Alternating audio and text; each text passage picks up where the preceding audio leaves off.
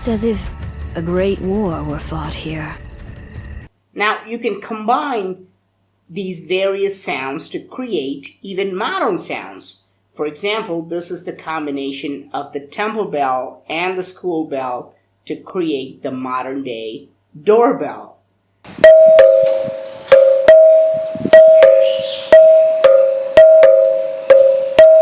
How do these different pillars create various sounds? Find some natural phenomena in ancient sacred sites, because ancient civilization chooses.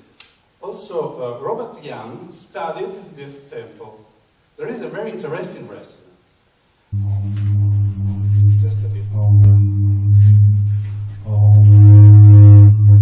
This is the resonance.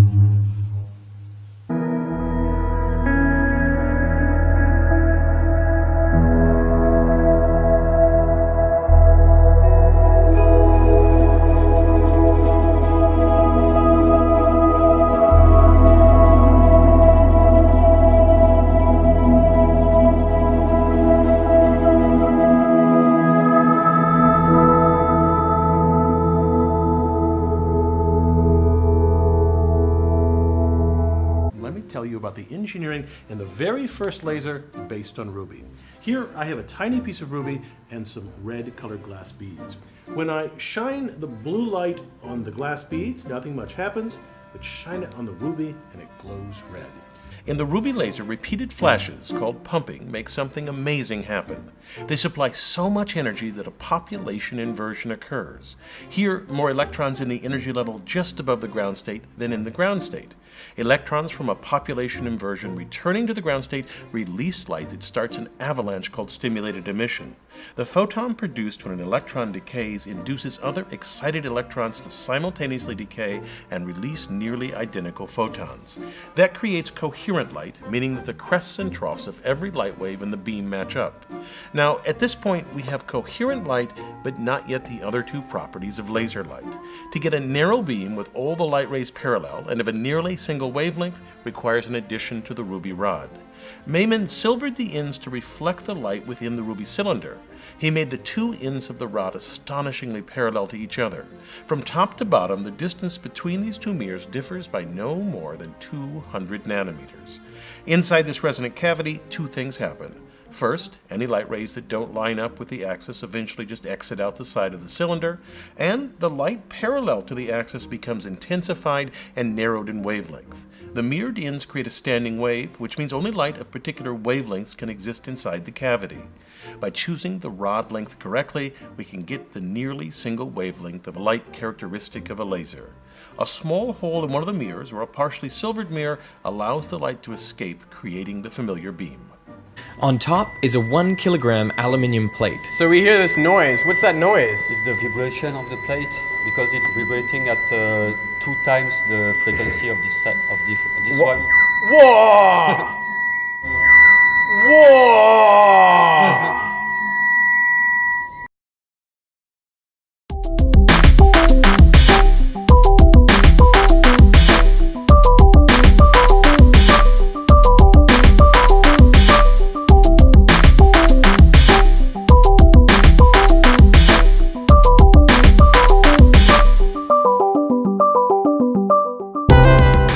Herodotus, the father of history, explained that the Great Pyramid was originally capped by a small model pyramid called a pyramidion, which was sheathed in electrum, an alloy of gold and silver. Unfortunately, the valuable pyramidion is long gone. Richard Heath's metrology shows the Great Pyramid's pyramidion measured 1 1/11 feet in height.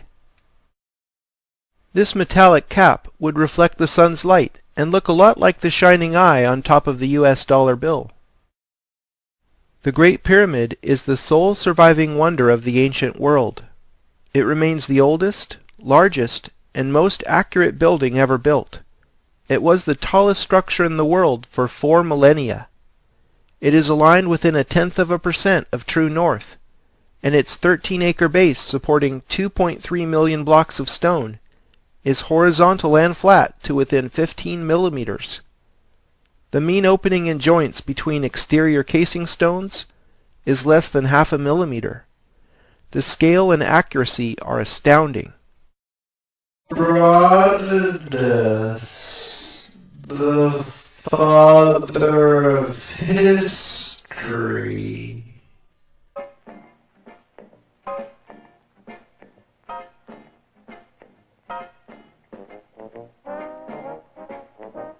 Some of the items that we're going to discuss are the use of crystals, types of crystal substances used, crystal characteristics, the frequency stability of crystals. You've learned that frequency stability is of the utmost importance. As an example, let's consider a radio broadcast station. One particular regulation prohibits the frequency of the station from changing more than a few cycles, so that the station will not interfere with another station operating on a nearby frequency. Now, for this reason, the oscillator producing this frequency must be one with the very best frequency stability.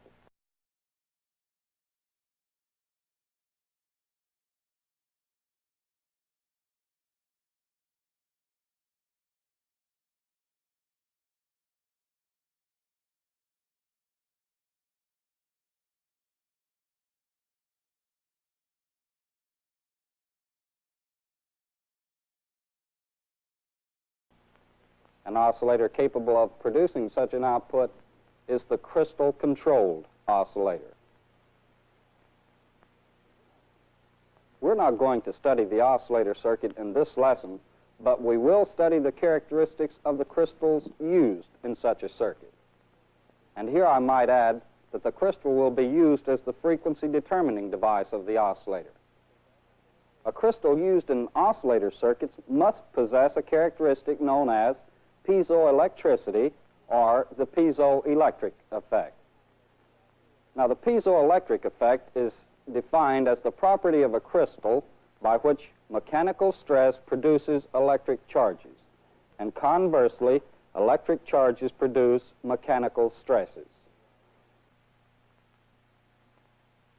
Now, this is saying nothing more than if a voltage is applied to the crystal, it will vibrate. The amplitude of these vibrations are much greater at one frequency than at any other frequency. Now, this one particular frequency is called the natural resonant frequency of the crystal. Map, diagram. For me, the most interesting thing was the water tables. Shows relative water table of the Mediterranean, water table of the plateau, and the subterranean chamber in relevance. This is actually from Oriental Institute, and around all the pyramids was a retaining wall that is completely accepted. That's standard knowledge and is not arguable. This is Colonel Howard Weiss's drawing. He did it was very extensive, early 1800s. This is the basic, I think 1800s basic hydraulic ram pump design. This was a cannonball chunk of pipe. Velocity increases enough, it slams shut here, creates pressure spike. They got a little check valve here. High pressure comes in here, and air to cushion it and stabilize things and keep it from blowing up, and just start pump cycle over. That's basically what this would be on the horizontal valve at Giza. And just sort of explaining that fluid's coming down, and it starts moving this rectangular block in the shaft, and comes over, moves, slams shut. At that point, it creates compression wave, high pressure spike. It's a shock wave, literally shock wave. Okay, here we have the same cutaway of the Great Pyramid of Giza, as drawn by John Cadman. What I'm going to discuss here is the hydraulic ram pump hypothesis, and what this is all about, and how this whole thing here works. In ancient times, there was actually a moat, a wall and a moat all the way around the Great Pyramid. And the idea is that water flowed down the descending passage into this compression chamber. A lot of you might know a term called water hammer, which if you've ever turned off the water faucet in your shower or at a sink, and you may sometimes hear a banging noise. That's called water hammer. Essentially what the builders of the Great Pyramid were doing when they built all this was to create that same effect. Supposedly there's a check valve here. Now they say that this is a passageway that went to nowhere, but it's actually a granite check valve, and it does open up. So what happens is the water flows through here. When it builds up enough pressure, this thing will shut itself off, and as the water stops, it creates that water hammer effect. All right, and it creates what's a shock wave in this compression chamber that shoots up through the stone of the pyramid, ringing these 5 granite stones up here. And I'll get into detail about this in a minute.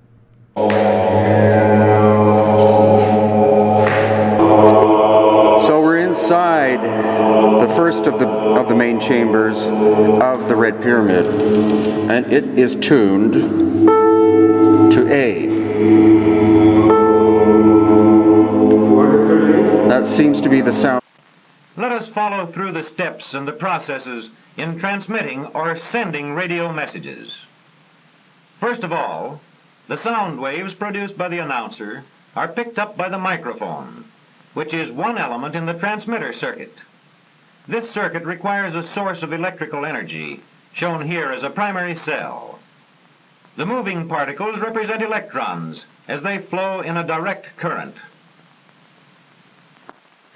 All sound sources set the molecules of air into vibration in such a manner as to produce waves which travel through the air. In the radio studio, these waves strike the diaphragm of a microphone. As the molecules in the sound wave move back and forth, they set the diaphragm into vibration. In the carbon microphone, each time the sound waves push the diaphragm in, it presses upon a mass of carbon granules and reduces their resistance to the flow of electricity. Thus, more electrons can flow in the circuit. Each time the diaphragm moves out, the carbon granules separate. The resistance to the current is increased. Now, fewer electrons can flow in the circuit. Thus, in the microphone, the movement of the diaphragm regulates the flow of electrons in the transmitting circuit and changes the steady direct current into a pulsating direct current. Although most sounds are complex, we are illustrating this voice current as a pure tone. At the top, we now trace out a curve to represent the pulsating direct current. All these processes are slowed down in these animated drawings in order to show clearly how the electrons move in the circuit. In this schematic transformer, the primary coil, which is a part of the transmitter circuit, is at the left, and the secondary coil is at the right. As the current increases in the primary coil, it builds up a magnetic field which sweeps across the loops of the secondary and starts a flow of electrons. When current in the primary decreases, the magnetic field collapses and the lines of force cut back through the secondary coil. Now electrons in the secondary flow in the opposite direction. When the magnetic field builds up, the secondary current flows in one direction. When the magnetic field collapses, the secondary current flows in the opposite direction.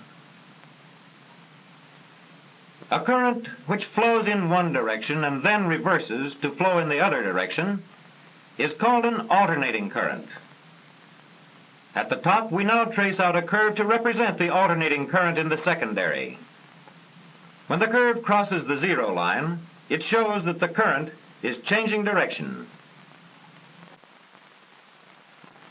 The monitor in the control room controls the quality of the sound as it goes on the air. The monitor balances the sound from the various sources to achieve the desired blend. The voice current, or the audio frequency current, as it comes from the transformer, is amplified by vacuum tubes, such as these. Let us retrace the main events in the audio frequency circuits. The microphone brings about a pulsating direct current.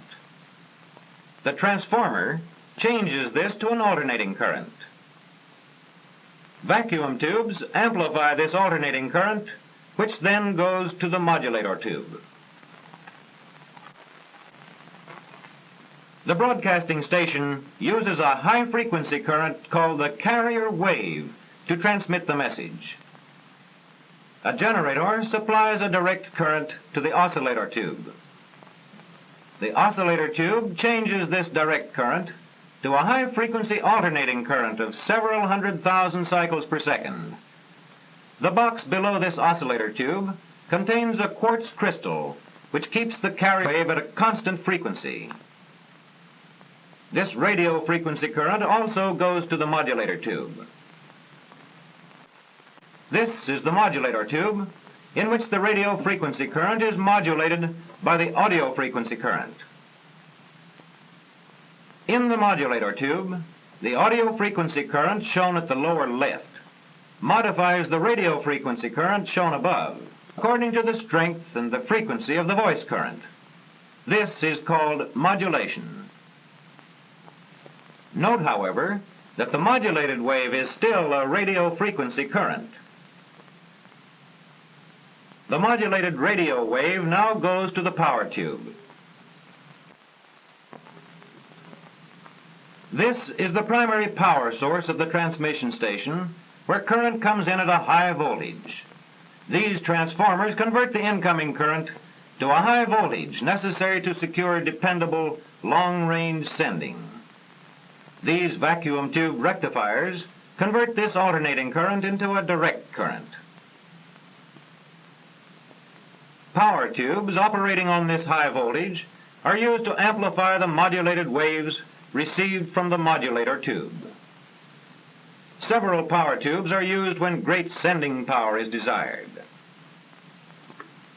The current from the power tubes goes to this antenna coupling unit, which is essentially a transformer. The current is carried by two insulated copper tubes, one within the other, to the antenna. To review the events, the modulated radio frequency current coming from the modulator goes to the power tubes.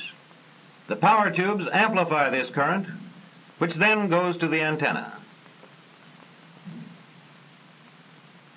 This antenna consists of two steel towers and a central wire supported by a cross cable between them. Radio waves are sent out in all directions. Thus, from the power tube, the modulated radio waves go to the antenna. The radio messages leave the antenna as electromagnetic waves and travel out into space with the speed of light. For special events, this portable device broadcasts by shortwave to a local station for rebroadcast, or it may be even used as a receiver. Let us recapitulate the events in radio broadcasting. Sound waves strike the diaphragm of the microphone. A pulsating direct current is set up in the transmitter circuit. This is changed by the transformer to an alternating current, which is amplified and sent to the modulator tube. A generator delivers a direct current which the oscillator tube changes to a high-frequency current, which is fed into the modulator tube, where it is modified by the audio frequency current coming from the microphone. The modulated current is boosted by the power tube, which is coupled to the antenna. Here the radio frequency sets up electromagnetic waves, which travel out into space with a speed of 186,000 miles a second. When these waves strike the antenna of a receiving set, this entire process is reversed. We hear sound originating at that very moment, hundreds or even thousands of miles away.